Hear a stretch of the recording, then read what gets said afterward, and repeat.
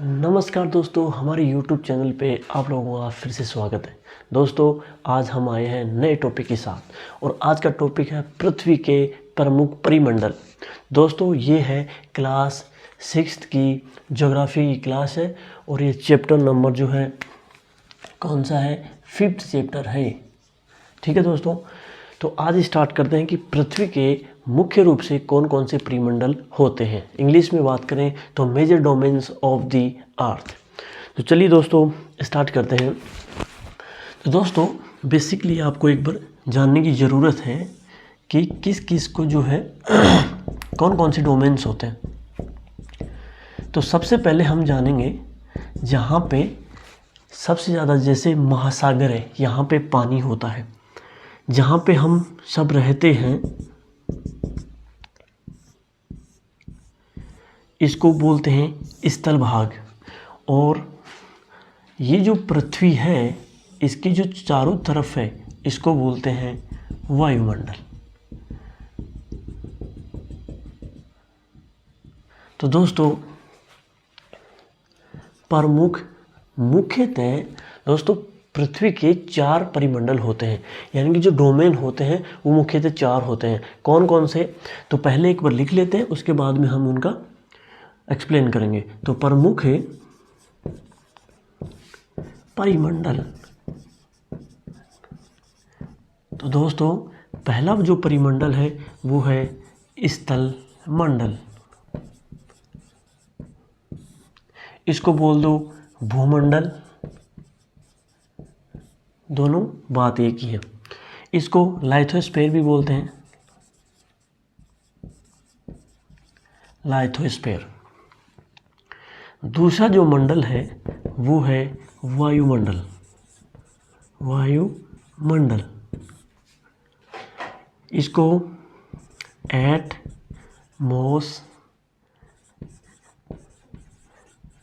Atmosphere भी बोला जाता है। तीसरा जो मंडल है वो है जल मंडल। इसको बोल दो हाइड्रोस्फीयर, HYDROS, हाइड्रोस्फीयर। बात करें चौथे मंडल की तो ये हो गया जैव मंडल, और ये होता है कौन सा, बायोस्फीयर। तो दोस्तों मुख्य रूप से पृथ्वी के 4 डोमेन होते हैं। कौन कौन से, स्थल मंडल, भूमंडल या लाइथोस्फीयर बोल दो इसको, बात एक ही है। पहला है ये जिसके ऊपर जो है हम रहते हैं, इसके ऊपर हम रहते हैं। ये जो स्थल भाग है जिसके ऊपर हम रहते हैं, ये इसी को क्या बोला जाता है, भूमंडल। यानी कि स्थल का एक आवरण जो पृथ्वी के ऊपर, जैसे ये पृथ्वी है, अंदर वाला जो भाग है जिसके ऊपर हम रहते हैं उसको क्या बोलते हैं, स्थल मंडल बोला जाता है। बात करें दूसरे मंडल की तो पृथ्वी की चारों तरफ वायु की क्या है, एक परत है, गैसों की क्या है, एक परत है।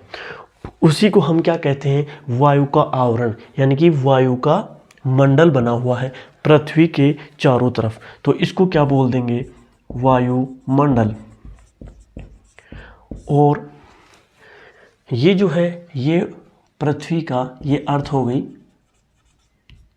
पृथ्वी हो गई। और जिसका ऊपर वाला भाग है जो चट्टानों से निर्मित है उसको क्या बोलेंगे, स्थल मंडल। जिसके ऊपर हम, पेड़, वनस्पति, जितनी भी चीज़ें हैं, महाद्वीप, महासागर, जितनी भी चीज़ हैं वो किसके ऊपर होंगी, लाइथोस्फीयर के ऊपर होंगी। ठीक है दोस्तों। तीसरा जो मंडल है जल मंडल, जहाँ पे पानी ही पानी भरा रहता है, जहाँ पे पानी ही पानी भरा रहता है उसको क्या बोलेंगे, उसको बोलेंगे जल मंडल, हाइड्रोस्फीयर। जहाँ पर भी हाइड्रो नाम आ जाए वहाँ पे आपको समझना है जल से संबंधित कोई ना कोई बात है। तो जल मंडल कौन सा हो गया, जहाँ पे पानी ही पानी, जैसे ओशियन से वहाँ पे पानी ही पानी रहता है, तो वहाँ पे कौन सा वो मंडल है, तो ये जल मंडल में आएगा। ठीक है, जैव मंडल। अब दोस्तों ये हो गया स्थल मंडल। एक सेकंड दोस्तों, इसको मिटा के हम इस साइड समझते हैं अच्छे से।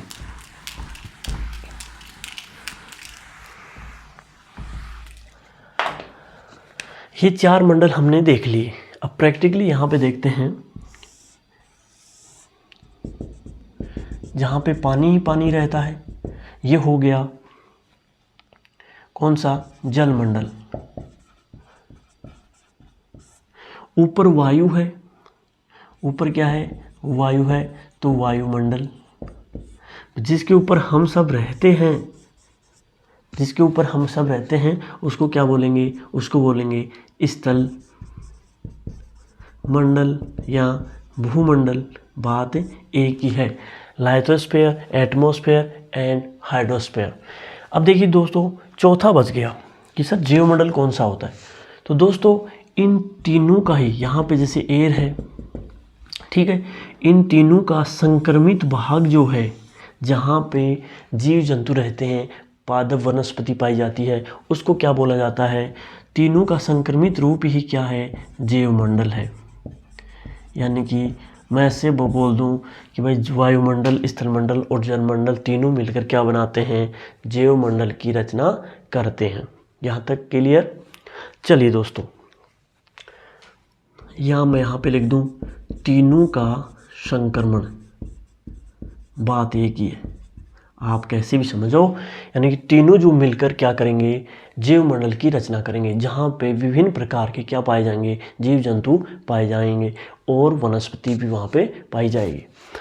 दोस्तों स्थल, वायु और जल और जीव, ये चार चीज़ें, इसमें से तीन जीव, तीन जो मंडल हैं, तीन चीज़ों से मिलकर ही हमारे शरीर की रचना हुई है। आप देखो, वायु, जल और स्थल यानी कि भूभाग, तीनों मिलकर जहाँ पे मिलेंगे वहीं पे क्या होगी, कोई जीव की रचना होगी।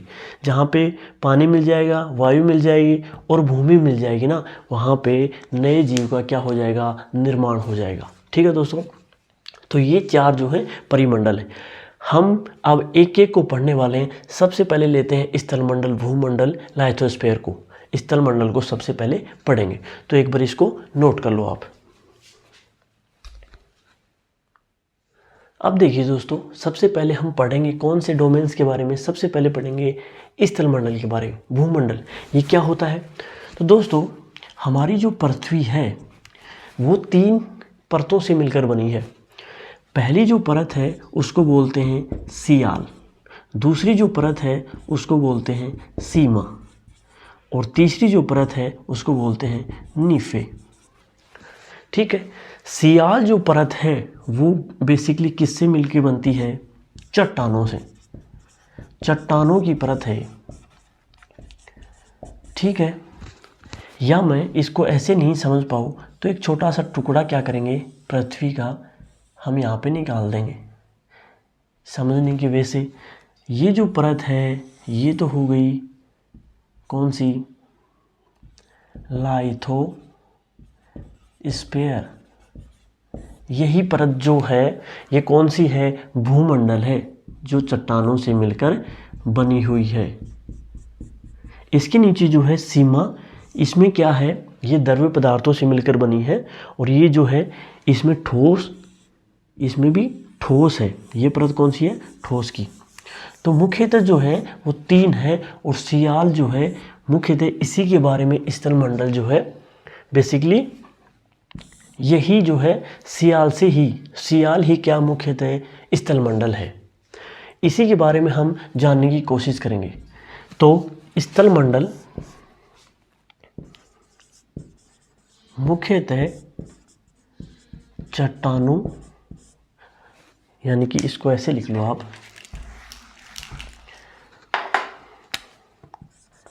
पृथ्वी की ऊपरी सतह है जो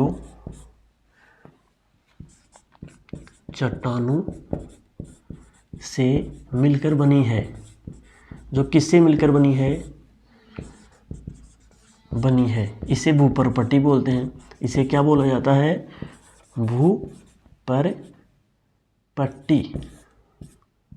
भूपरपट्टी भी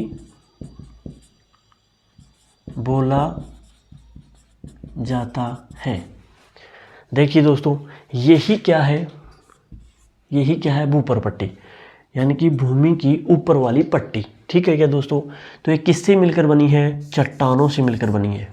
ठीक है, और इसी को क्या बोलते हैं? भूमंडल बोला जाता है। अब दोस्तों स्थल मंडल को हम बेसिकली दो टाइप में बांट सकते हैं। स्थल मंडल को एक बार नोट कर लो आप।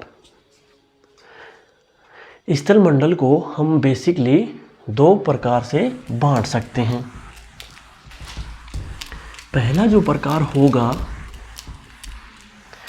और इसके बारे में आप जानना चाहोगे, तो लाइथोस्फीयर का अर्थ ही क्या होता है? चट्टान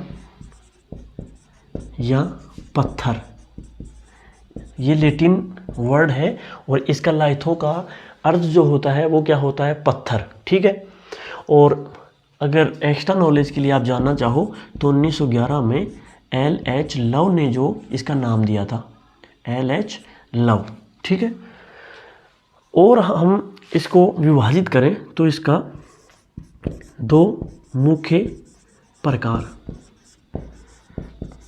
पहला है महाद्वीप। महाद्वीप क्या होते हैं? स्थल के बने हुए होते हैं। ठीक है, यानी कि स्थल भाग का विस्तृत रूप ही क्या है? महाद्वीप है, और इसको बोलेंगे महासागरीय बेसिन, जिनके ऊपर क्या है? महासागर बने हुए हैं। तो मुख्यतः स्थल भाग को दो प्रकार से हम बांट सकते हैं। पहला है महाद्वीप और दूसरा है महासागरीय बेसिन्स, इसको कॉन्टिनेंट्स। ठीक है, और इसको बोलते हैं ओशियन बेसिन। Ocean basin. महाद्वीप क्या होते हैं? तो महाद्वीप वो स्थल के वो भूभाग होते हैं जो विस्तृत आकार में फैले हुए होते हैं। ठीक है, और दूसरा महासागरीय बेसिन, जहाँ पे महासागर बने हुए हैं, जिनके ऊपर महासागर बने हुए हैं, वो भी क्या है? स्थलीय भाग ही होता है। तो वो किसके प्रकार है? भूमंडल के ही प्रकार होते हैं। चलिए दोस्तों, अब स्टार्ट करते हैं, इसमें महाद्वीपों के बारे में जानने की कोशिश करेंगे। तो महाद्वीप और महासागर जो है हम एक डायग्राम के द्वारा समझेंगे।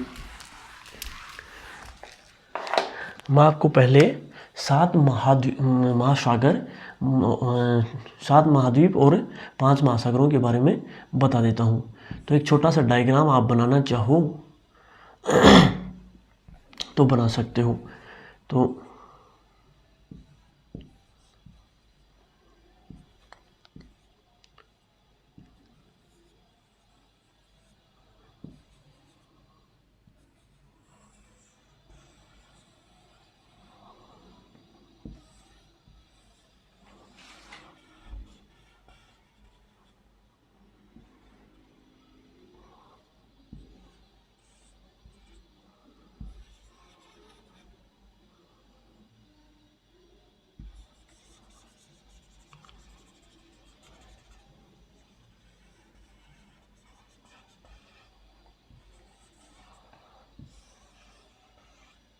ठीक है दोस्तों, ये हमने क्या कर लिया? एक वर्ल्ड मैप का निर्माण कर लिया। अब इसमें समझेंगे कि कौन से महासागर हैं और कौन से महाद्वीप। ठीक है दोस्तों, इसके द्वारा हम समझने की कोशिश करेंगे। तो सबसे पहले हम जानेंगे महाद्वीप। महाद्वीप, कॉन्टिनेंट। कॉन्टिनेंट्स, कॉन्टिनेंट क्या होते हैं? महाद्वीप क्या होते हैं? तो स्थल भाग के विस्तृत भूभाग, यानी कि स्थल भाग का विस्तृत रूप क्या होता है? विस्तृत रूप महाद्वीप होते हैं। कितने होते हैं? महाद्वीप हैं कितने? तो 7 महाद्वीप हैं। कौन कौन से हैं? सबसे क्रम से लिखेंगे, सबसे बड़ा कौन सा, उसके बाद में ऐसे। तो सबसे बड़ा महाद्वीप कौन सा है? एशिया। ठीक है, दूसरा महाद्वीप कौन सा है? दूसरा महाद्वीप है अफ्रीका। अफ्रीका। तीसरा महाद्वीप कौन सा है? उत्तरी अमेरिका। उत्तरी अमेरिका। चौथा कौन सा है? चौथा कौन सा है? दक्षिणी अमेरिका। पांचवा कौन सा है? पांचवा है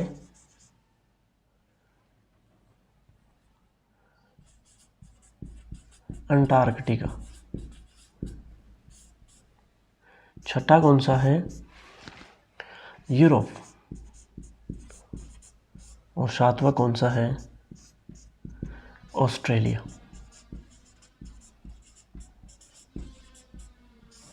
ठीक है क्या? अफ्रीका।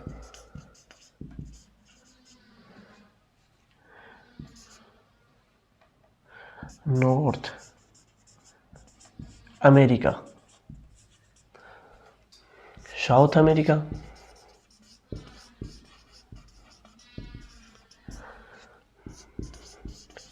अंटार्कटिका।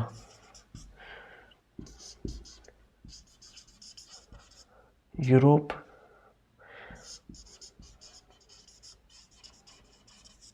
ऑस्ट्रेलिया। तो देखो ये 7 महाद्वीप हैं क्रम से, इनके बारे में हम जानेंगे। एशिया महाद्वीप के बारे में तो पहले तो एक बार वर्ल्ड मैप में आप इनको देख लो कि ये कहाँ कहाँ पाए जाते हैं। ठीक है, तो सबसे पहले जो है ये जो है 1 नंबर डाल देता हूँ मैं, या इसको ऐसे लिख लो, एशिया, यूरोप, अफ्रीका,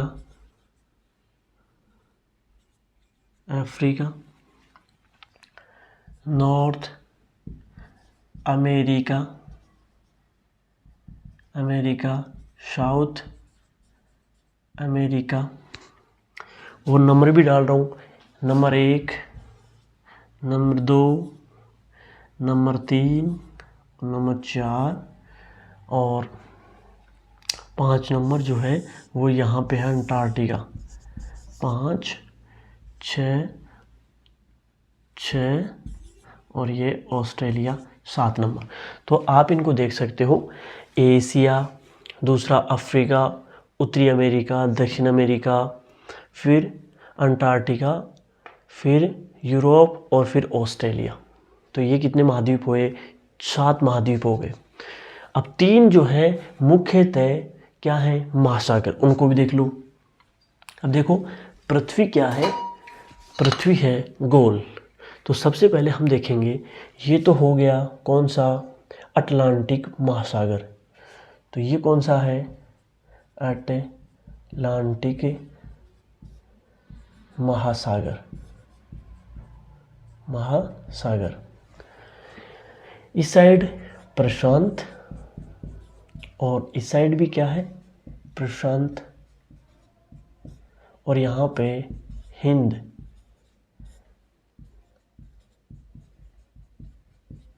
अब देखो ये क्या है?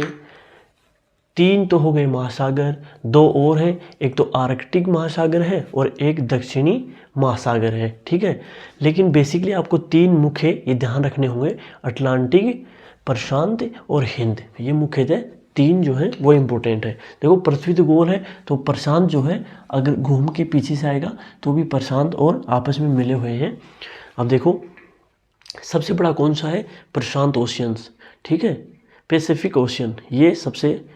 अब देखो इसमें आपको दिख रहा होता नॉर्थ पैसिफिक ओशियन, यहाँ पे कौन सा है? इंडिया के ईस्ट में कौन सा है? प्रशांत महासागर। और बात करें अमेरिका और यूरोप के मध्य कौन सा है? अटलांटिक। साउथ अमेरिका और अफ्रीका के बीच में कौन सा है? अटलांटिक महासागर। इंडिया के जस्ट दक्षिण में कौन सा है? हिंद महासागर। बात करें अमेरिका के पूर्व पश्चिम में, तो यहाँ पे भी कौन सा है? प्रशांत महासागर। ठीक है, तो चलिए दोस्तों इसके बाद में बात करेंगे, हम एक एक महाद्वीप के बारे में विस्तार से जानने की कोशिश करेंगे। यहाँ तक क्लियर? तो कितने महाद्वीप हो गए? 7 महाद्वीप हैं। एशिया, अफ्रीका, उत्तरी अमेरिका, उत्तरी अमेरिका, दक्षिण अमेरिका, अंटार्कटिका, यूरोप और ऑस्ट्रेलिया, 7 महाद्वीप है। तो चलिए दोस्तों, इनके बारे में हम क्या करेंगे, विस्तार से जानने की कोशिश करेंगे। तो सबसे पहले हम जानने की कोशिश करेंगे एशिया के बारे में। एशिया जो है स्थलमंडल के अंदर ही हम इसको पढ़ रहे हैं। तो यहाँ पे मैं ऊपर लिख दे रहा हूँ और हम मैप की सहायता से इनको देखते रहेंगे। सबसे पहले कौन सा पढ़ रहे हैं हम, यहाँ पे देख लेते हैं, स्थलमंडल में चल रहा है, ठीक है। पहला जो है लाइथोस्फीयर, इसको हम पढ़ रहे हैं। इसके अंदर कौन से हैं, महाद्वीप। तो पहला महाद्वीप कौन सा है, एशिया। कौन सा महाद्वीप है, एशिया। सबसे बड़ा महाद्वीप है, सबसे बड़ा महाद्वीप है। तो विश्व में सबसे बड़ा महाद्वीप कौन सा है, एशिया। या विश्व का, पहली लाइन लिख लो, दूसरी लाइन कौन सी हो गई, एशिया महाद्वीप जो है इसके पश्चिम में यूरोप, वह पूर्व में कौन सा महासागर है, प्रशांत महासागर है।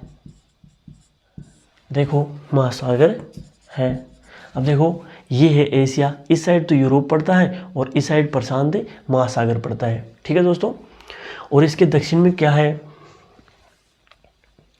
तथा दक्षिण में हिंद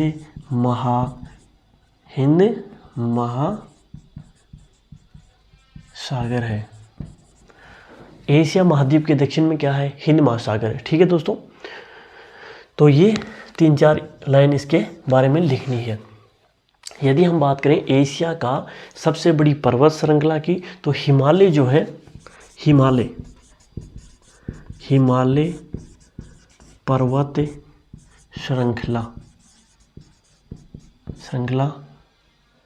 श्रृंखला में माउंट एवरेस्ट सबसे ऊंची चोटी है। चोटी की ऊंचाई जो है वो 800 मीटर, ये आपको नोट करनी है। तो एशिया की सबसे ऊंची चोटी का क्या नाम है, माउंट एवरेस्ट। और कहाँ पे है वो, नेपाल बॉर्डर पे, यहाँ पे है वो, ठीक है।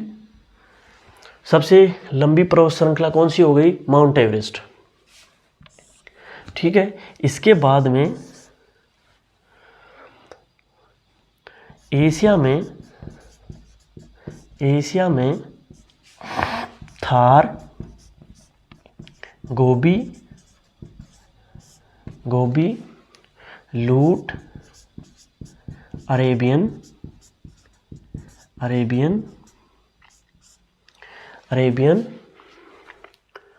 प्रमुख मरुस्थल पाए जाते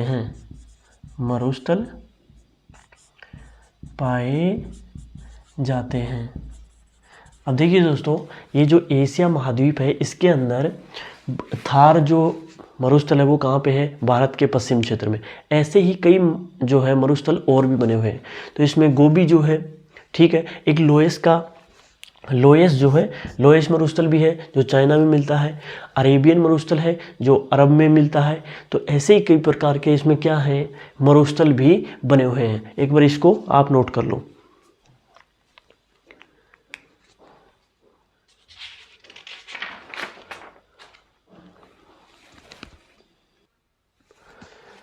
विश्व का सबसे बड़ा महाद्वीप है दोस्तों। इसमें एक ऐड कर सकते हो कि विश्व का 1/3 भाग रखता है, यानी कि 1/3 जो है वर्ल्ड का कौन सा महाद्वीप है? अकेला एशिया महाद्वीप है। यहाँ पे एक 5वां पॉइंट ऐड कर सकते हो, 60% पॉपुलेशन जनसंख्या विश्व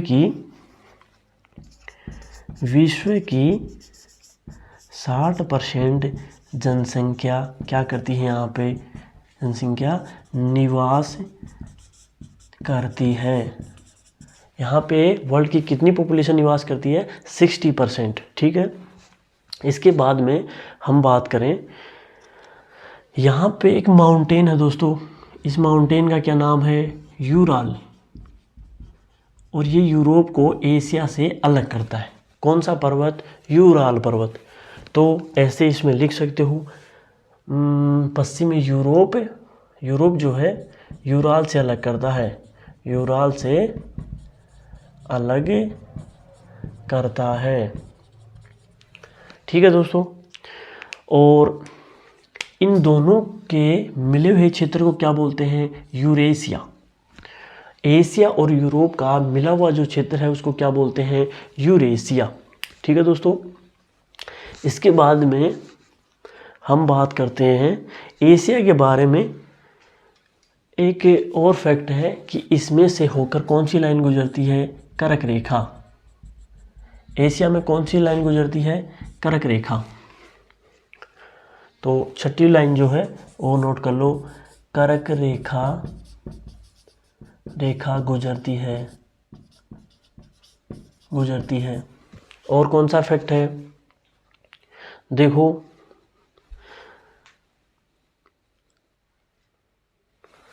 तो मुख्यतः एशिया के बारे में ये हो गया। तो हमने सबसे पहले पढ़ा कौन सा? एशिया के बारे में। इसके बाद में हम जानने की कोशिश करेंगे यूरोप के बारे में। इसके बारे में किसके बारे में बात करेंगे? यूरोप के बारे में।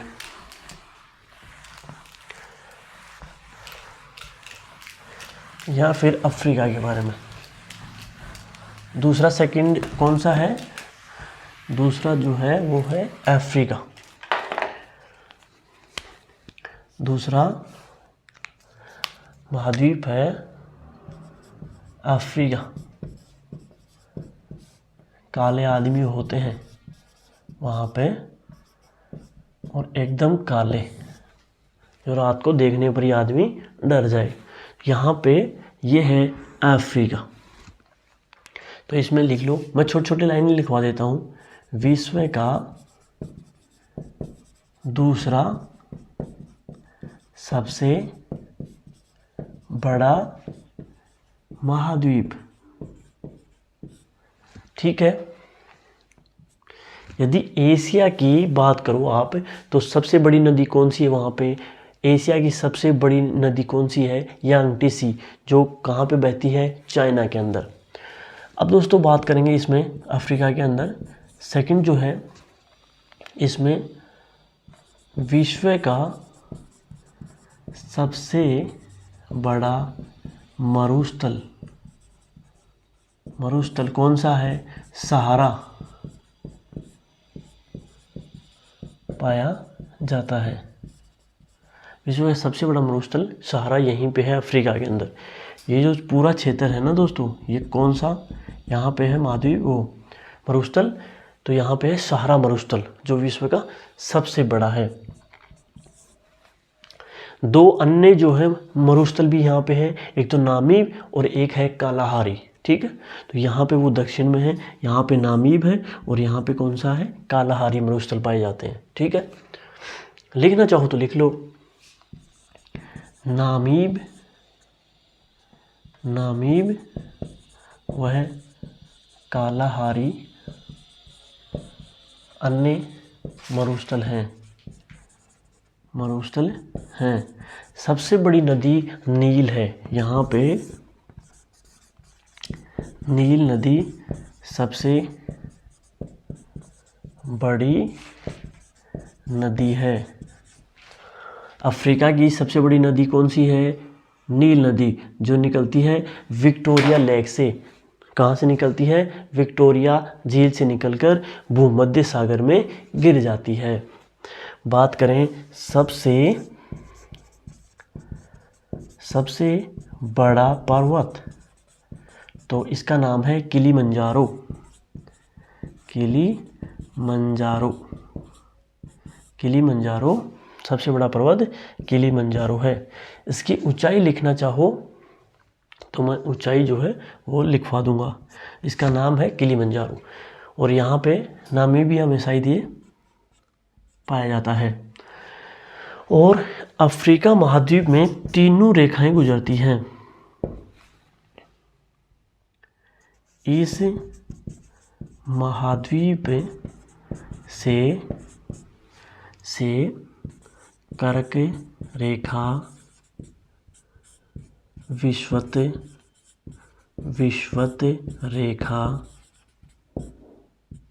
विषुवत रेखा तथा मकर रेखा तीनों गुजरती हैं। ये भी नोट डाउन कर लेना आप कि यहाँ से पहली तो कर्क रेखा भी यहाँ से गुजरती है, दूसरी जो है भूमध्य रेखा जो है वो भी गुजरती है, और तीसरी जो है मकर रेखा वो भी यहाँ से गुजरती है। तो तीनों जो रेखाएं हैं वो कहाँ से गुजरती हैं? अफ्रीका के अंदर से। और दोस्तों अफ्रीका के बारे में जो है मध्य भाग से जो है ये गुजरती है। तो यहाँ पे ये हो गया अफ्रीका के बारे में। इसके बाद हम बात करेंगे किसकी? उत्तरी अमेरिका की।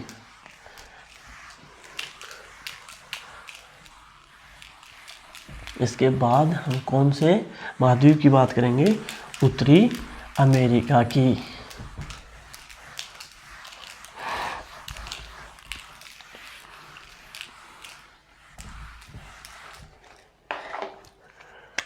तीसरा महाद्वीप है उत्तरी अमेरिका। इसको बोलते हैं नॉर्थ अमेरिका। ये यहाँ पे है, ठीक है। आर्थिक तौर पे दुनिया का सबसे ताकतवर मुल्क है। अब इसके बारे में, उत्तरी अमेरिका के बारे में जानने की कोशिश करेंगे। तो तीसरा सबसे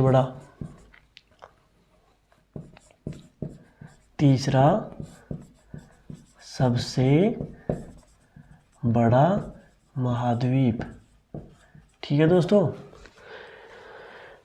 इसमें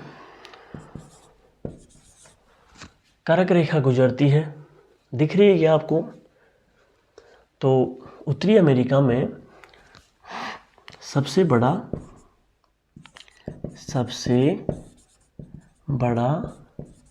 पर्वत श्रृंखला कौन सी है?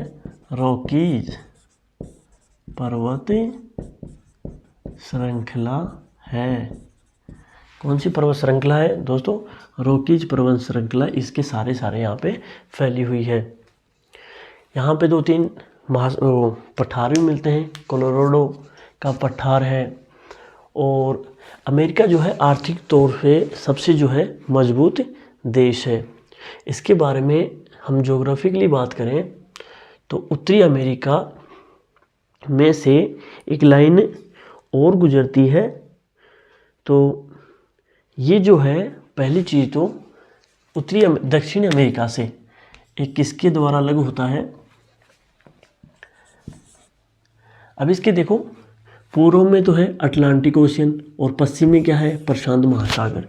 और दक्षिण में कौन सा है? दक्षिणी अमेरिका महाद्वीप। और ये किससे अलग होता है? दक्षिण अमेरिका से एक जलसंधि द्वारा अलग स्थल संधि द्वारा अलग होता है। इसका नाम क्या है? पनामा स्थल संधि। यहाँ से वो अलग होता है। अब दोस्तों एक तो आई स्थल संधि और एक होती है जल संधि। 2 होते हैं। पहली जो है वो होती है जल संधि, और दूसरा कौन सा होता है, स्थल संधि, स्ट्रेट वर्सेस साइड, यही है। तो ये दो हैं, एक बार इनको नोट कर लो, फिर इसके बाद में इनके बारे में बताते हैं आपको। इसके बाद में देखिए दोस्तों, अब इस जल राशि क्या होती है, स्ट्रेट बोलते हैं इसको। पानी का एक सकरा भाग होता है जो दो जल राशियों को आपस में जोड़ता है, ठीक है। जैसे पनामा जो नहर है वो क्या करती है, अटलांटिक महासागर को पैसिफिक ओशियन यानी कि प्रशांत महासागर से क्या करती है, जोड़ती है। तो वो क्या हो गई, एक जल संधि हो गई, स्ट्रेट हो गई। इसको जल डमरू भी बोलते हैं। इसको क्या बोला जाता है, जल डमरू। बात करें स्थल संधि की, तो स्थल का एक सकरा भाग होता है जो दो बड़े स्थलीय भागों को एक दूसरे से जोड़ता है। जैसे बेरिंग जल डमरू। बेरिंग जो है जल डमरू नहीं, वो होता है स्थल संधि, स्तंभस, ठीक है। तो इसका क्या होता है, बेरिंग कौन सा है, तो वो क्या करता है, बेरिंग एशिया को किससे जोड़ता है, उत्तरी अमेरिका से, यानी कि एशिया से यह आपस में अमेरिका जुड़ा हुआ है। यहाँ पे मैं आपको ग्लोब में दिखाता हूँ। देखिए दोस्तों, यहाँ पे एक स्थलीय भाग है, इसका नाम है अलास्का के पास। तो ये आपस में इंटरकनेक्टेड है स्थलीय भाग। इसी को क्या बोलते हैं, स्थल संधि, यानी कि एक ऐसा स्थल का सकरा भाग होता है जो दो बड़े स्थलीय भागों को एक दूसरे से जोड़ता है, ठीक है दोस्तों। बेरिंग ये जल संधि होगी, स्ट्रेट और इस्थमस, ठीक है। ये दो प्रकार इसके हो गए। इसके बाद में हम बात करेंगे किसकी, दक्षिणी अमेरिका की। तो चलिए दोस्तों लिखो, चौथा जो है दक्षिणी अमेरिका।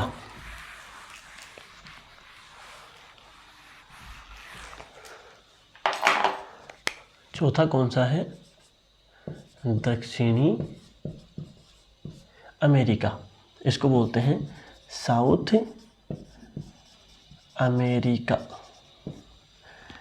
इसका क्या मीन्स हो गया, तो ये इस महाद्वीप के बारे में बात करेंगे। तो इससे पहला तो चौथा विश्व का जो है सबसे बड़ा महाद्वीप हो गया, और ये जो है 3 महासागरों, देखो दक्षिणी अटलांटिक महासागर से, दक्षिणी प्रशांत महासागर से और उत्तरी अटलांटिक महासागर से घिरा हुआ है। तो 3 महासागरों से घिरा हुआ है, और इसमें से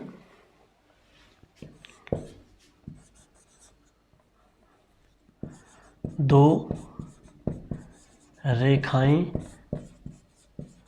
गुजरती हैं। कौन कौन सी, विषुवत रेखा तथा मकर रेखा।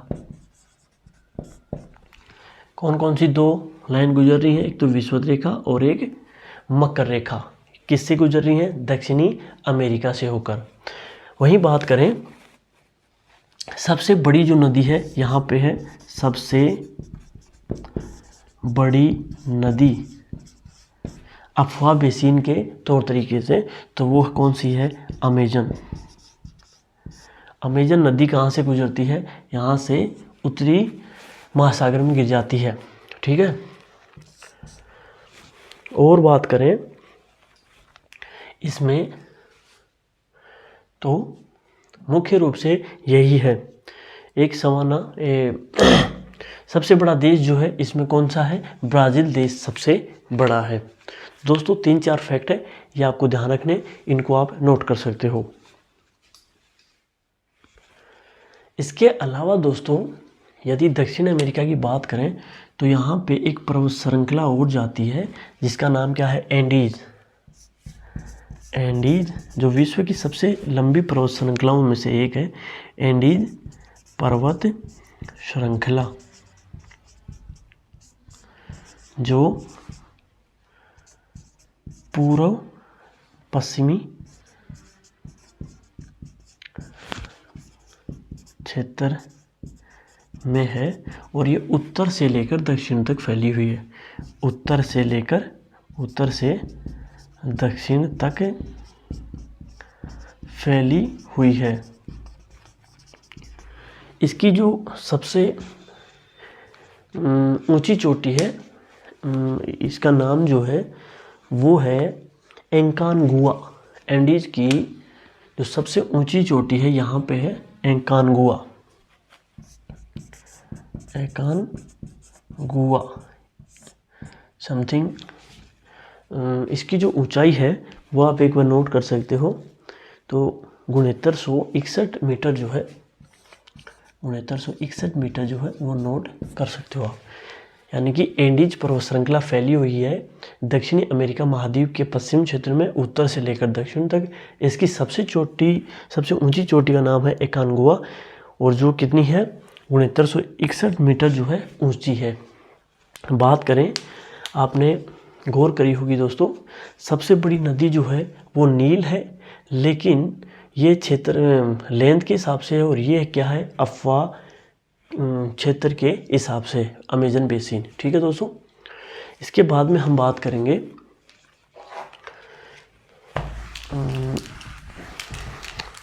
अब इसके बाद में अंटार्कटिका या यूरोप। इसके बाद में हम यूरोप की बात कर लेते हैं। यूरोप जो महाद्वीप है, हम इसको जल्दी से कंप्लीट करते हैं। पांचवा है यूरोप।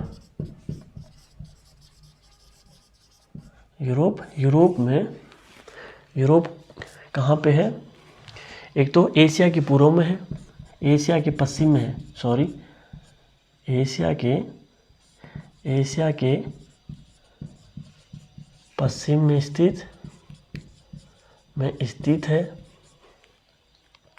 यूराल पर्वत पूर्वी सीमा निर्धारित करता है, इसकी निर्धारित करता है। जैसे ये जो है यूराल पर्वत है, ये पूर्व में है और किससे अलग करता है? एशिया से। सबसे जो एल्बुर्ज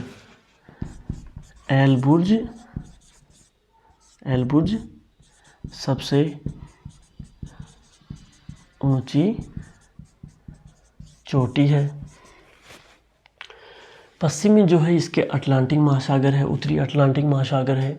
तो यूरोप में कोई ख़ास है नहीं और यही 2-3 लाइन है, यहाँ पे नोट कर सकते हो। एक और ऐड करो तो इससे क्या गुजरती है? आर्कटिक वृत्त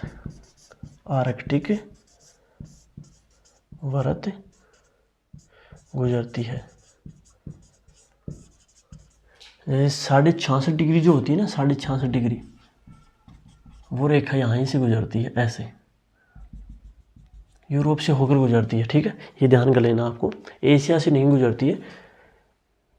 आप यहाँ पे ये देखोगे ग्लोब में, तो यूरोप जो है वो देखो, ये जो लाइन है यहाँ पे, ये जो आपको लाइन दिख रही होगी, ये यूरोप से होकर गुजर रही है। इसका नाम है 66.5 डिग्री आर्कटिक वर्त लाइन। आर्कटिक लाइन इसको बोलते हैं। इसके बाद में हम बात करेंगे, अब इसके बाद में बात करेंगे दोस्तों ऑस्ट्रेलिया की। तो दोस्तों यहाँ पे एक इंडिविजुअल जो है द्वीप के रूप में जो है एक महाद्वीप फैला हुआ, इसका नाम है ऑस्ट्रेलिया। तो एक तो बेसिक बात ये होगी कि दक्षिणी गोलार्ध में है और एक देश के नाम पे इसका नाम रखा गया है। ऑस्ट्रेलिया देश के नाम पे इसका नाम क्या है? ओशिनिया भी इसको बोला जाता है, ठीक है। इसको दूसरा नाम जो है न्यूजीलैंड वगैरह और जो द्वीपीय देश है उनको मिलाकर क्या बोला जाता है, ओशिनिया महाद्वीप, ठीक है। तो इसके बारे में लिखने के लिए कुछ खास है नहीं, और एक बार ऐसे लिख सकते हो आप, एक तो द्वीपीय महाद्वीप है, महाद्वीप है, महासागरों से घिरा हुआ महाद्वीप है, महाद्वीप है। यहाँ पे देखो दोस्तों, इस साइड हिंद महासागर आ गया, इस साइड क्या है, प्रशांत महासागर, और दक्षिण में अंटार्कटिका महासागर। तो ये क्या है, महासागरों से घिरा हुआ है। सबसे ऊंची चोटी है वो किम्बरले है शायद, तो ये किम्बरले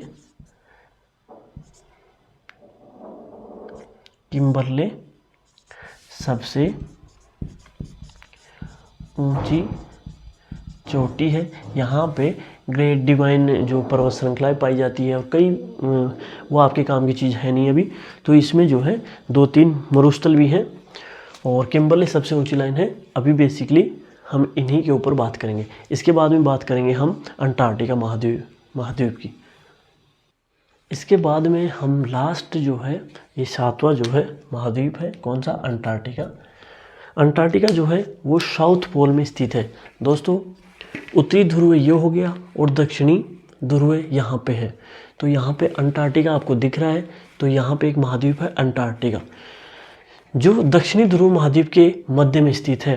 तो इसके दक्षिणी पोल जो है यहाँ पे जो लगा हुआ है, ये दक्षिणी पोल इसके महाद्वीप के कहाँ पे है, सेंटर में है। ये जो महाद्वीप है हमेशा क्या रहता है, बर्फ़ से ढका रहता है। इसी कारण यहाँ पे सूर्य की किरणें जो है लेट पहुँचती है और पहुँच नहीं पाती। तो यहाँ पे 6 महीने का दिन होता है और 6 महीने की रात होती है। देशों के विभिन्न शोध संस्थान यहाँ पे, यानी कि यहाँ पे कोई भी इंसान नहीं रहते। तो यहाँ पे क्या करते हैं, पूरे देश से क्या, पूरे वर्ल्ड से क्या, यहाँ पे रिसर्च करते हैं साइंटिस्ट वगैरह। तो यहाँ पे विभिन्न प्रकार के क्या है, रिसर्च इंस्टीट्यूशंस हैं। उसी में से भारत का भी है, एक मैत्री है और एक है दक्षिणी गंगोत्री। ये क्या है, वहाँ पे रिसर्च सेंटर्स होते हैं। तो वहाँ पे देशों ने रिसर्च करने के लिए कुछ संस्थान बनाए हैं, वही है। इसके अलावा वहाँ पे मानव नहीं रहता है। तो दोस्तों ये हो गए हमारे महाद्वीप। इसके बाद में हम बात करते हैं स्थलमंडल में ही पहला हो गया महाद्वीप हो गया। इसके बाद में हम बात करेंगे महासागर ये बेसिन की। तो दोस्तों जितने भी महासागर होते हैं, प्रशांत है, अटलांटिक है और हिंद महासागर, ये जिनके ऊपर है वो भी क्या है, स्थलीय बहाव का ही एक प्रकार है। तो यहाँ पे जितने भी महासागर हैं वो किसका प्रकार है, महासागरीय बेसिनों के। बेसिकली 3 प्रकार के 3 हैं महासागर हैं, प्रशांत, अटलांटिक और हिंद। 2 महासागर और हैं जिसको बोलते हैं आर्कटिक महासागर और दक्षिणी महासागर। तो कुल मिला के 5 महासागर हैं। इनको भी आप एक बार नोट डाउन कर सकते हो।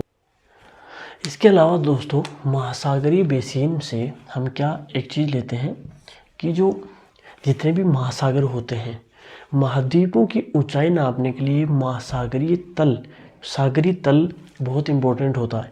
जैसे पानी जो होता है वो तो हमेशा क्या है, लेवल में रहेगा, तो उसका जो तल है वो हमेशा क्या रहेगा, समान रहेगा। तो जितने भी महाद्वीपों के ऊपर चोटियाँ हैं, पर्वतीय चोटियाँ, पठारी चोटियाँ, मैदान हैं, तो उनकी जो ऊंचाई नापते हैं तो वो कहाँ से नापेंगे, समुद्र तल से ही नापेंगे। तो समुद्र तल का जो जल है वो सभी जगह क्या रहेगा, समान रहेगा। तो ऊंचाई जो समुद्र तल से ही मापी जाती है।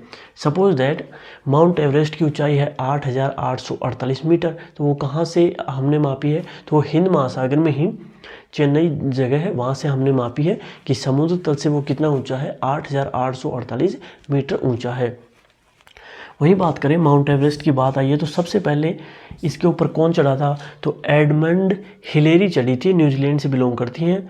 और भारत के जो थे नेंजिंग नोर्गे शेरपा 1953 के अंदर ये कहाँ चढ़े थे? माउंट एवरेस्ट के ऊपर। बात करें महिलाओं की तो सबसे पहली महिला चढ़ी थी जापान की जुंको तोबेई 1975 में, और भारत की चढ़ी थी बछेंद्री पाल 1984 में। तो दोस्तों ये वर्ल्ड रिकॉर्ड है, चारों नाम ही जो माउंट एवरेस्ट के ऊपर चढ़े थे। इसके बाद में हम बात करेंगे, दूसरा जो टॉपिक था स्थल मंडल हमने पढ़ लिया। इसके बाद में हम बात करेंगे, इसके बाद में दोस्तों हम बात करते हैं स्थल मंडल के बाद में बात करते हैं जल मंडल की। जल मंडल हाइड्रोस्फीयर। तो हाइड्रोस्फीयर सबसे पहले हम बात करते हैं कि पृथ्वी को क्या बोला जाता है? नीला ग्रह। यानी कि क्यों बोला जाता है नीला ग्रह? क्योंकि पृथ्वी के ऊपर 71% पे क्या है? पानी है। बचा हुआ 29% पे क्या है? स्थलीय भाग है। इसलिए पृथ्वी को क्या बोला जाता है? नीला ग्रह। बात करें 71% पानी है, तो 71% पानी में से 97% पानी तो कहाँ रहता है? ओशियंस के अंदर, महासागरों में ही वो 97% पानी रहता है। पीने योग्य जो पानी है वो 0.03% जो है पीने योग्य है। बाकी जो पानी बच गया वो कहाँ पे है? हिम चादरों के रूप में उत्तरी ध्रुव और दक्षिणी ध्रुव के ऊपर फैला हुआ है। तो दोस्तों इसीलिए इसको पृथ्वी को क्या बोला जाता है? नीला ग्रह। बात करें कि जल मंडल है, जहाँ पे जल होगा वहीं पे हम इसकी बात करेंगे। तो जल मुख्यतः कहाँ पाया जाता है? या तो महासागरों में पाया जाएगा, या समुद्रों में, झीलों में, नदियों में, हिम चादरों में। और जल वाष्प के रूप में भी जो पानी वायुमंडल में पाया जाता है वो भी किस में शामिल होता है? जल मंडल में शामिल होगा। उसके बारे में भी हम क्या करेंगे? डिस्कशन करने वाले हैं। बात करें कि मुख्यतः महासागर कितने प्रकार के होते हैं? 3 प्रकार हैं महासागरों के। यानी कि विश्व में मुख्यतः 5 महासागर हैं। मुख्यतः 3 हैं और वैसे 5 हैं। तो 5 महासागरों के बारे में हम जानने की कोशिश करेंगे। तो सबसे बड़ा जो महासागर है वो है प्रशांत महासागर। इसको बोलते हैं पैसिफिक ओशियंस। ये कहाँ पाया जाता है? तो दोस्तों मैंने अभी थोड़ी देर पहले ही आपको क्या बताया था कि जो ये पृथ्वी है ये हमारा इंडिया है। इंडिया से आप पूर्व में चलोगे तो सबसे बड़ा जो ये नीला आपको दिखाई दे रहा है, इसका नाम है प्रशांत महासागर। विश्व का सबसे बड़ा महासागर है। इसका प्रशांत महासागर में सबसे गहरा गर्त का नाम क्या है? मेरियाना गर्त है। और इस महासागर का जो आकार है वो कैसा है? वर्ताकार है। वर्ताकार आकार का ये महासागर है। बात करें इससे छोटे महासागर की तो उसका नाम है अटलांटिक ओशियन। इसका क्या नाम है? Atlantic ocean. इसकी जो साइज़ है, आकृति है, वो है एस आकार की। यदि ये हमारा इंडिया है, इंडिया से पश्चिम में चलोगे ये अफ्रीका, अफ्रीका से ये देखो पश्चिम में एस आकार की आकृति का एक महासागर बना हुआ है। इसका नाम क्या है? अटलांटिक महासागर। बात करें इससे, और ये सबसे व्यस्त महासागर है। कौन सा? अटलांटिक। क्योंकि दोस्तों अमेरिका और यूरोप में सबसे ज़्यादा ट्रांसपोर्ट होता है, यानी कि वस्तुएं आयात निर्यात होती रहती हैं। तो सबसे ज़्यादा जो इस्तेमाल होता है वो कौन से महासागर का होता है? अटलांटिक महासागर का सबसे ज़्यादा ट्रांसपोर्ट के लिए उपयोग होता है। बात करें हिंद महासागर की तो दोस्तों हिंद महासागर है, इसको इंडियन ओशियन बोला जाता है। और ये जो है इंडिया के जस्ट दक्षिण में, ये जो दक्षिण में एक हमारे देश के ऊपर ही इसका नाम रखा गया है इंडियन ओशियन। इसका जो आकार है वो क्या है? त्रिभुजाकार है। ये इंडिया है, इंडिया से त्रिभुजाकार का ही क्या है? ये एक ओशियन है। बात करें इसके अलावा तो दोस्तों 2 महासागर और बच गए। दोस्तों एक तो महासागर है जो उत्तरी ध्रुव के ऊपर, जो ध्रुव के चारों तरफ फैला हुआ महासागर है, इसको बोलते हैं आर्कटिक महासागर। इसका नाम है आर्कटिक ओशियन। ये देखो दक्षिणी ध्रुव के चारों तरफ जो फैला हुआ महासागर है उसको क्या बोलते हैं? Arctic ocean. बात करें दक्षिण में तो दक्षिणी अंटार्कटिका के चारों तरफ, अंटार्कटिका महाद्वीप के चारों तरफ जो महासागर फैला हुआ है उसका क्या नाम है? साउथ ओशियन उसको बोलते हैं। तो दोस्तों बेसिकली पूरे जो जलमंडल है वो मुख्यतः 5 महासागरों में देखा जाता है। प्रशांत महासागर, अटलांटिक, हिंद, आर्कटिक और दक्षिणी महासागर। इसके बाद में दोस्तों हम बात करेंगे, इसके बाद में दोस्तों फर्स्ट जो है वो हमारा स्थलमंडल हो गया। दूसरा हम बात करेंगे जो प्रमुख परिमंडल है, डोमेन्स है, सेकंड है वायुमंडल। वायुमंडल होता है पृथ्वी के चारों तरफ जो गैसों का एक आवरण है, जो एक मंडल बना हुआ है गैसों का और वायु का, उसको क्या बोलते हैं? वायुमंडल। चारों तरफ गैस की एक परत को ही क्या बोला जाता है? वायु का एक मंडल बोला जाता है, या वायुमंडल हो गया, ठीक है, जो हमारे चारों तरफ, पृथ्वी की चारों तरफ फैला हुआ है। दोस्तों मुख्यतः गैसें कौन कौन सी हैं? तो दोस्तों सबसे ज़्यादा जो गैस है पृथ्वी की चारों तरफ वो है नाइट्रोजन गैस। नाइट्रोजन गैस काम क्या आती है? तो दोस्तों वनस्पति की जितनी भी ग्रोथ होती है, वनस्पति की जितनी भी ग्रोथ हो पाती है वो नाइट्रोजन के कारण ही हो पाती है। दूसरी जो गैस है वो कौन सी है? ऑक्सीजन। तो दोस्तों ऑक्सीजन जो है वो हमारे लिए सबसे इम्पोर्टेंट गैस है। वो उसकी मात्रा कितनी है? 21% जो है एटमॉस्फेयर में 21% कौन सी पाई जाती है? ऑक्सीजन। जो हम सांस लेते हैं वो कौन सी गैस लेते हैं? ऑक्सीजन लेते हैं। कार्बन डाइऑक्साइड हम छोड़ देते हैं। कार्बन डाइऑक्साइड और ऑर्गन की मात्रा इन्वायरमेंट में कितनी है? 1% जो है गैसें पाई जाती हैं, यानी कि 78% जो है सबसे ज़्यादा नाइट्रोजन पाई जाती है, दूसरे नंबर पे ऑक्सीजन और तीसरे नंबर पे अदर गैसेज पाई जाती हैं। बात करें दोस्तों हमारा जो वायुमंडल है वो कई परतों में बना हुआ है। हमारा जो वायुमंडल है इसके चारों तरफ पृथ्वी के वो ऐसे बना हुआ है। दोस्तों यहाँ पे हम हैं, पेड़, वनस्पति, सारी चीज़ें हैं। यहाँ से स्टार्ट करते हैं और हम ऐसे बढ़ते जाते हैं कि पृथ्वी से कहाँ तक जो है वो इन्वायरमेंट की कुछ लेयर्स बनी हुई हैं, कुछ लेयर्स बनी हुई हैं, उनको हम जानने वाले हैं। तो पहली जो लेयर है वो है क्षोभमंडल। पहली लेयर कौन सी है? क्षोभमंडल। ट्रोपोस्फेयर इसको बोला जाता है। इसकी जो ऊंचाई है वो 12 से 13 किलोमीटर, यानी कि पृथ्वी से 12-13 किलोमीटर तक कौन सा मंडल पाया जाता है? कौन सी लेयर है? क्षोभमंडल। जितनी भी एक्टिविटीज़ होती हैं, जैसे वर्षा, जितने भी हम बैलून वगैरह उड़ाते हैं, जितनी भी एक्टिविटीज़ करते हैं, ठीक है, वो यहाँ पे ही क्षोभमंडल में ही होती है। यानी कि जितनी गैसें हैं उनका 98% जो है वो क्षोभमंडल में ही पाया जाता है। इसके ऊपर जो बात करें समताप मंडल की, यहाँ पे दोस्तों क्या होती हैं? जो हवाई जहाज़, एरोप्लेन जो बोलते हो आप, वो समताप मंडल में ही उड़ती है। बिकॉज समताप मंडल का जो टेम्परेचर और इन्वायरमेंट है वहाँ पे एकदम क्लीन है, इसके कारण वहाँ पे क्या उड़ते हैं? हवाई जहाज़ वगैरह उड़ते रहते हैं, ठीक है। इसको स्ट्रेटोस्फेयर भी बोला जाता है। धरातल से 50 किलोमीटर तक ऊपर तक वो कौन सा मंडल पाया जाता है? कौन सी लेयर है? समताप मंडल की लेयर है। धरातल से हम बात करें 80 किलोमीटर की, तो यहाँ पे एक और मंडल स्टार्ट हो जाता है, इसको बोलते हैं मध्य मंडल, यानी कि मेसोस्फेयर। तो तीसरी लेयर धरातल से 80 किलोमीटर के ऊपर जो है उसको बोलते हैं मेसोस्फेयर। मध्य मंडल में दोस्तों क्या होता है? इसमें जो है यानी कि बाहरी अंतरिक्ष से कुछ क्या आते हैं? उल्कापिंड आते हैं। तो दोस्तों यहाँ पे नष्ट होने, उल्कापिंड कहाँ नष्ट होते हैं? मध्य मंडल में नष्ट होते हैं। दोस्तों चौथी लेयर की बात कर लेते हैं। धरातल से हम 700 किलोमीटर ऊपर जाते हैं, 700 किलोमीटर पृथ्वी से ऊपर जाने की कोशिश करते हैं, तो वहाँ पे एक और मंडल स्टार्ट हो जाता है और उसका नाम है आयन मंडल, थर्मोस्फेयर। इसका क्या नाम है? थर्मोस्फेयर। थर्मोस्फेयर में क्या होते हैं? जितने भी हम सैटेलाइट्स वगैरह लॉन्च करते हैं, जितने भी सैटेलाइट वगैरह लॉन्च करते हैं तो वो कहाँ पे करते हैं? तो दोस्तों वो आयनोस्फेयर में ही करते हैं। इसमें भी दोस्तों GHI समथिंग कुछ 4 और लेयर बनी हुई है, लेकिन वो अभी आपके काम की नहीं है। जब एटमॉस्फेयर या आप पढ़ोगे डिटेल में तब आपकी वो 4 लेयर काम की हैं और वो आयन मंडल में ही पाई जाती हैं। बात करें धरातल से 700 किलोमीटर से ऊपर, 700 किलोमीटर से और ऊपर जितना भी एरिया आता है वो बहिर्मंडल में आता है, एक्सोस्फेयर में आता है। तो दोस्तों यहाँ से स्टार्ट हो जाता है अंतरिक्ष, जिनके बारे में हमको अभी तक कोई ही जानकारी नहीं है। तो दोस्तों इसको बोलते हैं बहिर्मंडल।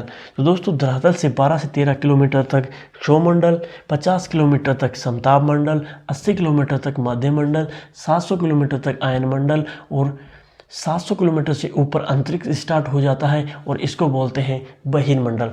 अब दोस्तों ये लेयर हमने वायुमंडल के चारों तरफ की हमने समझ ली। अब दोस्तों कुछ एटमॉस्फेयर के बारे में, वायुमंडल के बारे में कुछ फैक्ट भी हैं, वो आपको पढ़ने चाहिए। तो दोस्तों हम जैसे जैसे धरातल से ऊपर जाते हैं, यानी कि ऊपर चढ़ते हैं धरातल से, तो दोस्तों एक तापमान और घनत्व घटते जाते हैं। यानी कि ऊपर हम जाएंगे धरातल से वायुमंडल में तो टेम्परेचर क्या हो जाएगा, घट जाएगा, और घनत्व भी यानी कि डेंसिटी भी वो भी क्या हो जाएगी, घट जाएगी। वायु का दाब होता है, यानी कि कोई चीज़ में जैसे हवा भर दी और उसको दबा रहे हैं तो उसका जो दाब है उसी को हम क्या बोलते हैं, वायु दाब बोलते हैं। इसको बोलते हैं एयर प्रेशर। अब बात करते हैं दोस्तों, वायु उच्च दाब से निम्न दाब की ओर चलती है। तो दोस्तों वायु जो है वो कैसे चलती है, यहाँ पे तो है उच्च और यहाँ है निम्न, तो उच्च से निम्न की तरफ वायुदाब हमेशा चलती है। तो यहाँ पे ज़्यादा है और यहाँ पे कम है, तो वायुदाब उच्च से निम्न की तरफ चलती है। बात करें जो गतिशील वायु होती है उसी को हम क्या बोलते हैं, पवन बोलते हैं। यानी कि जो हवा हमेशा यानी कि वायु जो है वो टहलती रहती है, उसी को हम क्या बोलते हैं, पवन बोलते हैं। इसके बाद में दोस्तों एक बार नोट कर लो दोस्तों आप। और दोस्तों लास्ट जो मंडल है, जो लास्ट परिमंडल है, डोमेन्स है, वो है हमारा जीवमंडल। तो दोस्तों जीवमंडल क्या होता है, जहाँ पे भी जीव का विकास होता है, जहाँ पे भी जीव पाए जाते हैं उसको किस में शामिल करते हैं, जीवमंडल में। तो दोस्तों जीवमंडल कहाँ होगा, जहाँ स्थल, जल और वायु के बीच का सीमित भाग जो होता है। जैसे ये स्थल हो गया, ये जल है, ये वायु है, तो ये तीनों का जो इंटरकनेक्शन जहाँ पे हो रहा है, जहाँ पे किसकी रचना हो रही है, एक जीव की हो रही है, तो उसको क्या बोलेंगे, जीवमंडल उसको बोला जाता है। यानी कि अंतर संबंधित जो भाग होता है, यानी कि इंटरकनेक्टेड जो इन तीनों का भाग है, उसी को हम क्या बोलते हैं, बायोस्फीयर बोलते हैं। दोस्तों जहाँ पे जल है, वायु है और जहाँ पे मिट्टी है, तो उसी से क्या होगा, जीव की उत्पत्ति हो जाएगी। सपोज दैट एक समुद्र में एक मछली रहती है, तो उसको क्या पानी से ऑक्सीजन भी मिल रही है, पानी ऑलरेडी है उसके पास, और नीचे क्या है, भूमि भी है, स्थल भाग भी है, तो वो सर्वाइव कर जाती है क्योंकि उसको तीनों चीज़ें आसानी से मिल पा रही हैं। जहाँ पे भी जीवन है, जैसे जहाँ पे भी जीवन संभव होता है, चाहे वो छोटा बैक्टीरिया हो। दोस्तों छोटे से बैक्टीरिया कहाँ पाए जाते हैं, जैसे आपको फंगी यानी कि जहाँ पे भी फंगस लग जाती है तो वो कहाँ पे हो जाता है, जहाँ पे पानी होता है या फिर हवा जहाँ पे मिलती है, और फिर चाहे स्तनधारी हो यानी कि चाहे जंगल हो, वहाँ पे भी क्या छोटे से छोटे लेकर बड़े तक जितने भी जीव हैं वो पाए जाते हैं। तो स्थल मंडल के अंदर जितने भी जीव होते हैं, चाहे वो छोटा बैक्टीरिया क्यों ना हो और स्तनधारी क्यों ना हो, जहाँ पे भी जीवन की कल्पना की जा सकती है वो किस में शामिल होगा, जीवमंडल में। जीवमंडल को हम दो प्रकार से डिवाइड कर सकते हैं। पहला है पादप जगत, जिसमें वनस्पतियों का अध्ययन हम करते हैं और विभिन्न प्रकार के स्पीसीज जो पाई जाती हैं वर्ल्ड में, उनके बारे में हम जानने की कोशिश इसमें पादप जगत में करते हैं। दूसरा जो पार्ट है इसका वो है जीव जंतु जगत, जिसमें हम आते हैं, विभिन्न प्रकार के जो जीव जंतु आते हैं उनका अध्ययन हम इसके अंदर करते हैं। तो चलिए दोस्तों, ये हमारा जो टॉपिक है major domains of the earth, ये हमारा यहाँ पे कंप्लीट होता है। अगली वीडियो में हम बात करेंगे नेक्स्ट टॉपिक की, क्लास 6 की। तो चलिए दोस्तों, आपको बहुत बहुत धन्यवाद। और आज जो है बिरसा मुंडा जी का जन्म है, तो आप सभी को बिरसा मुंडा जी के जन्म के ऊपर बहुत बहुत ही बधाइयाँ। यह हमारा टॉपिक यहाँ पे कंप्लीट होता है।